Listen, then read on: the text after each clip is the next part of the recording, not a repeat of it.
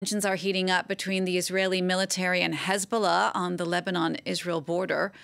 On Sunday, authorities reported 4 fatalities and multiple injuries from Israeli strikes in southern Lebanon.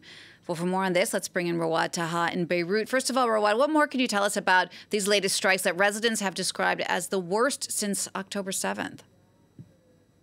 We've had a lot of escalations on the southern front of Lebanon for the past few days. I'll start with a story about the civilian car which was attacked.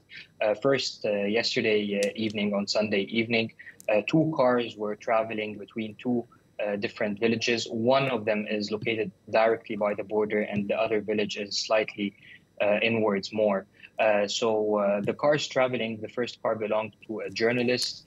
His name is Samir Ayoub. He was driving the car supposedly alone. The second car was driven by his niece, along with her mother and her 3 daughters. The strike attacked the second car, so the casualties were the 3 girls aged 10, 12, and 14 years old, along with their grandmother, who also passed away on the spot, while the mother is in a very critical condition in one of the hospitals in southern Lebanon. This was a very serious development. Shortly afterwards, Hezbollah claimed responsibility for launching a number of rockets towards the Israeli settlement of Kiryat Shimona in the northern Galilee. So this comes, of course, as tensions have been spiking on Lebanon's border with Israel for some time. There have been near daily skirmishes since the war began.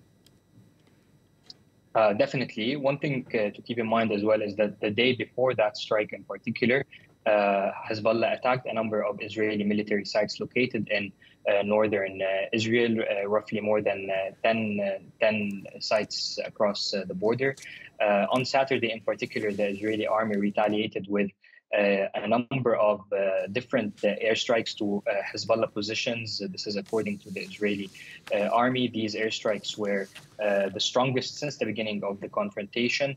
One thing to keep in mind as well is the fact that Hassan Nasrallah, the leader of Hezbollah, has mentioned 2 possible scenarios that could lead to further escalation on the front between Hezbollah and Israel. The first scenario is a further expansion of the ground operation in Gaza, which is already happening. And the second scenario is if Israel's retaliation targets any civilians in Lebanon, which also was the case yesterday. So this could possibly be setting new rules of engagement between the 2 parties who have been in conflict since the beginning of the conflict between Israel and Hamas.